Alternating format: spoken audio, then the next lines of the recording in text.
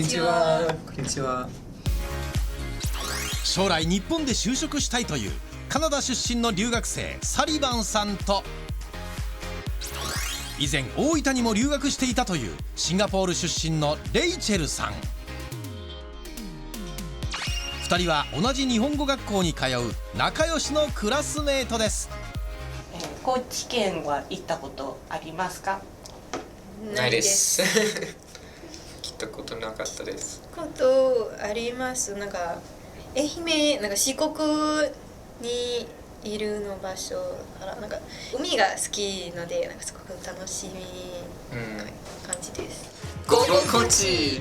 初体験の高知旅に胸が躍る2人だったのですが、サリバンさんなんと前日に足を骨折。夕飯を食べて起き上がろうとした時に足がしびれて転倒してしまったとのこと。ということで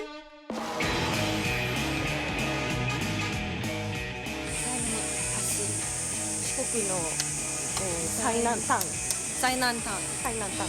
じゃあなんか四国が最南端来ました。急遽レイチェルさんの一人旅に変更。来るはずだったサリバンさんのために自らスマホで高知の景色を撮影するんですって。うわ、青い綺麗な海です。初めて高知に行って、山と近い海に見て海がキラキラ輝いてちょっと感動してすごくなんか素敵な景色だと思います。足摺岬がある土佐清水市周辺の海は地殻変動で隆起した地層が今も感じられるなんともダイナミックな場所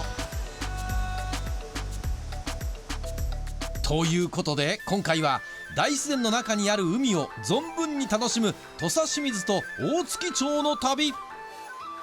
初めての一人旅になってしまいましたが、レイチェルさんにはここでしか味わえない海の幸や大自然を満喫してもらいましょう。まず最初に向かったのは土佐清水ならではの一品が味わえるというお店、足摺り。一体何が有名なんでしょうか。こんにちは。どうもいらっしゃいませ。いこんにちは。らっしゃいませ。今日のおすすめは何ですか？今日はですね、脂の乗った清水サバが入荷しております。土佐清水が誇る一品とは清水サバ。清水サバの刺身です。これ美味しそう。サバを刺身でいただくのが土佐清水流。一般的にサバは鮮度が落ちやすく刺身には向かないとされているのですが、土佐清水では立縄漁という独自の漁法で釣り上げ、生きたまま港に運ぶため新鮮な刺身でサバをいただけるんだそう。そのお味は？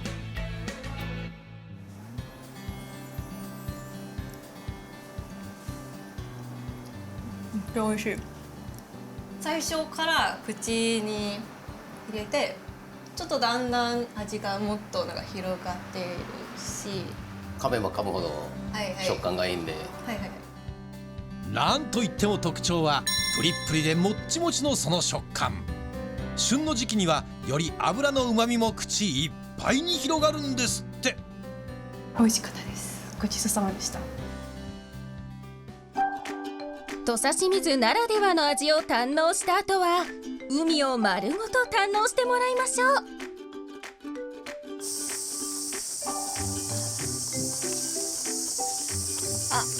あれなんかあれは何だろうか。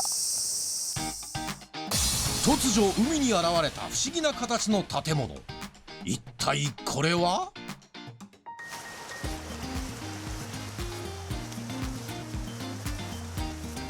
こんにちは。こんにちは、いらっしゃい。案内させていただきます。ニーノと言います。はい、レイチェルです。お願いします。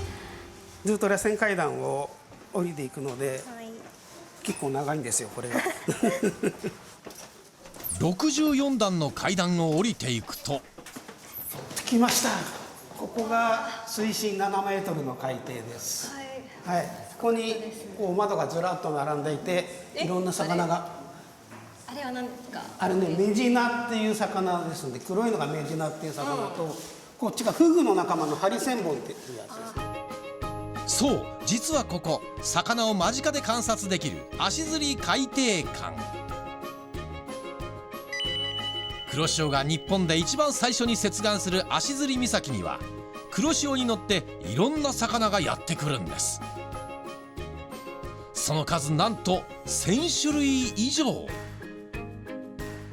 あとこのハリセンボンもね、フグの仲間なんだけど、毒がないんですよ。顔がちょっとニコニコしている可愛いです。可愛いんですよ。これね、正面向くとすごい可愛いです。ほら、可愛いでしょ。ほらほらほら、なんか笑ってるみたいで、すごい可愛いです。で、胸びれが大きいから。ちなみにこちらのユニークな形の足摺海底館は全国に7つある海中展望塔の一つで、2022年には登録有形文化財にも登録されたんです。まあ海に入ってきて横から海の中にいましたけれども、今度は上から海中が覗けて。上から海中を覗く？一体どういうことなのか。早速館長に教えてもらった場所に行ってみると、そこにあったのは漁船。こんにちは。ありがとうございます。気をつけて向こうからね。船に乗り込むと、じゃあ入ります。そこにあったのは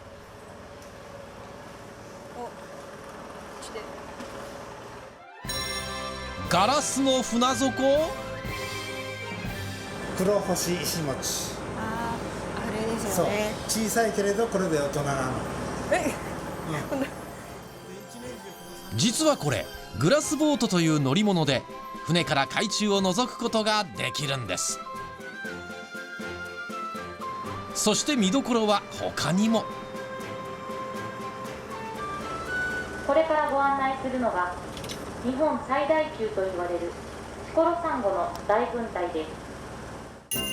サンゴの大群体？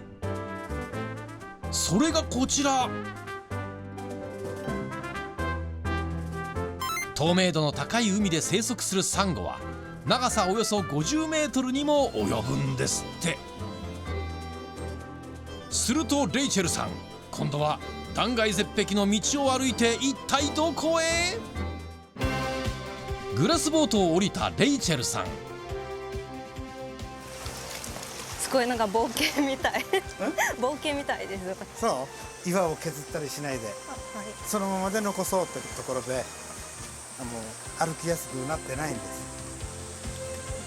実はここ見残し海岸といい、もともと海だった場所が地殻変動で押し上げられた場所。柔らかい地層は長い年月をかけて波や風に削られ、ちょっと不思議な景観になっているんです。この鼓岩、はい、叩いていただくと、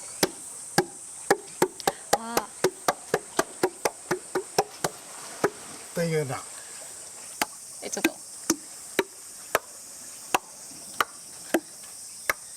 面白いです。面白いでしょ。はい。ここの穴はですね、入り口よりも奥が深いの。はい。だから共鳴。ちょっと音が近い。するんですね。はい。自然の不思議を体験したレイチェルさんは、恥ずかしいけど、いいですよ、いいですよ。いいです。ちょっとここで一休み。雰囲気のいいカフェを見つけました。こんにちは。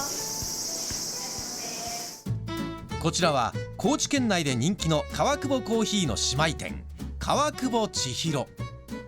おしゃれな店内でいただいたのは、失礼します。小夏スカッシュです。ありがとうございます。今が旬小夏スカッシュ。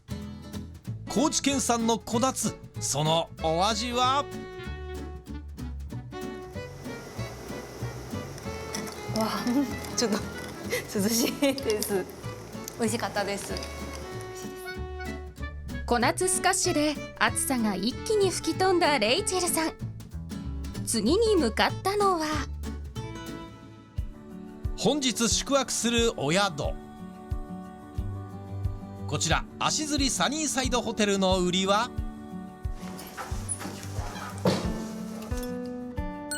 そう、部屋から見えるオーシャンビュー。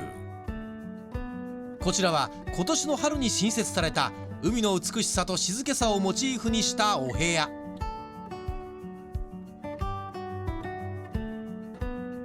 初めて和室、初めてかな、多分初めてです。なんか他にも海をテーマにした洋室など、どの部屋からでも海を眺めることができます。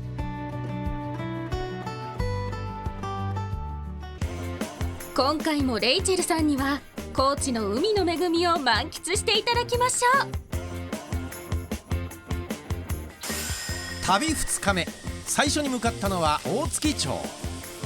なんでもここでしか食べられないお寿司があるんだそう。いらっしゃいませ。こんにちは。こんにちは。今日のおすすめは何ですか？大月町の郷土料理のヘラ寿司っていうのがあるんで、それをぜひ。ヘラ寿司って何？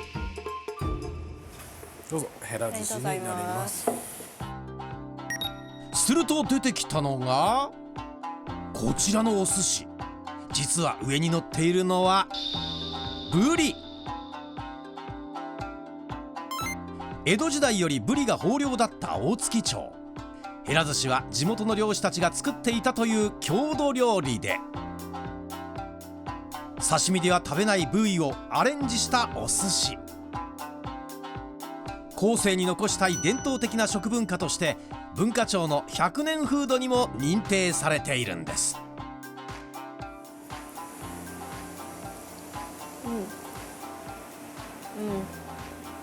シンガポールでブリはなんか揚げるだけで、ここが初めてブリ寿司を食べました。ブリの味が口で広がって美味しかったです。さらにこちらのお店ではブリの中骨の部分を使った唐揚げも余すところなくブリを生かしているんです。するとここで宮崎さんから、お土産とかでその綺麗な海のものを使ったものとかをぜひ体験してもらって。綺麗な海のものを使ったお土産？これはゴミなんですね、要は。綺麗なものがゴミって何？綺麗な海をお土産にと勧められてレイチェルさんが向かったのは、すみません、こんにちは。はい、いらっしゃいませ。こんにちは。どうぞこちらおかけください。この田尽というところにはビーチがありまして、そこの清掃してるんですね、私たちね。でそうするとビニールとかペットボトルが流れ着くんですけど、こういった魚の漁に使われる網なんかも流れ着いてくる、これはゴミなんですね、要は。ゴミ？ゴミで何するの？田尽シーボトルという名前ですけど、この瓶にいろんな海のものを詰めたやつ、これ見てください。どうですか？なんか色がとても綺麗ですけど、これなんか網そうですよね。そうなんです。そう、実はこれ海のゴミをボトルに詰めたものなんです。こちら海の物産館長島はおしゃれなシーボトル作りが体験できるお店。シーボトルとは海の漂流物を使って作るインテリアで、田尽海岸に漂着したガラスの破片シーグラスや貝殻、サンゴのかけらを使ってお土産を作ることができます。何色が好きですか？緑が好きだけど。じゃあこの緑一回入れてみましょうか。はい。まずは好みのカラーサンドを瓶の底に敷いていきます。でこの水平でもいいし、ちょっと斜めにして模様を作っていただいてもいいし、こんな感じでアイデアが湧いてきましたね。はい。そしてその後は青いも綺麗。好きなパーツを入れていきます。これか、ね、はい、このままで、いいですよ。はい。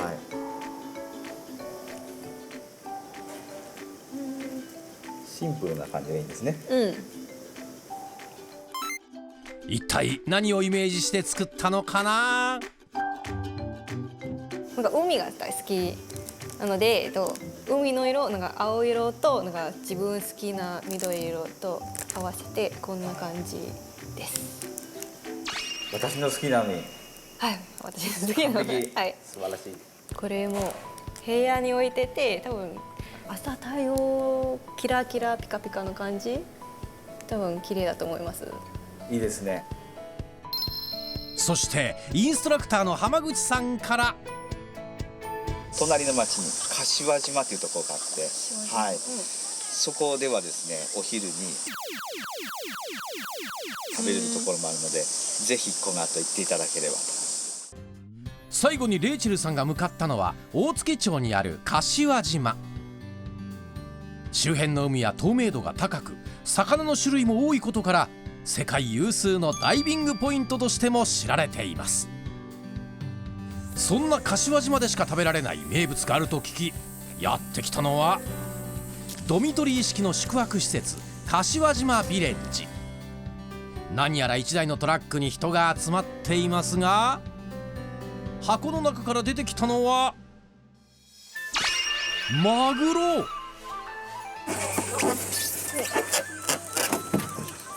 するとそのマグロをいきなりその場で解体し始めた。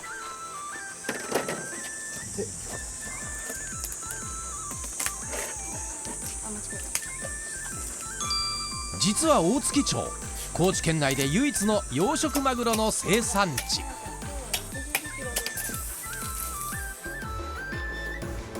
黒潮の影響で水温が高く保たれる柏島の海は、マグロの生育に適した絶好の養殖スポット。柏島ビレッジではそんなマグロを買い付け、店先で解体。新鮮な状態でいつでも食べられるんです。終わりました。終わっちゃった。ありがとうございます。終わっちゃいました。業務解体でございました。解体したやつはこの後どうするんですか。この後でブロックに分けて、で熟成用のサイズに切り分けて。マグロを熟成すると。Each process as in you keep it for a few days, and after a few days, like the flavor seeps into the meat. But it's not a few days. Almost 2 or 3 days. 3 months. Yes. 2 or 3 months. Can you try this? Test it? Today? Yes. This? Yes. Okay. そう、こちらの名物は熟成した養殖マグロ。これが今解体したやつです。で、これが5月10日に解体して熟成させた同じ部位のマグロです。通常熟成は数日から1ヶ月ほどですが、こちらでは独自の方法で2ヶ月以上かけて熟成させているんです。あ、綺麗です。美味しそう。食べたい。極限まで水分を抜き、旨味が凝縮された熟成マグロ。そのお味は？いただきます。うん。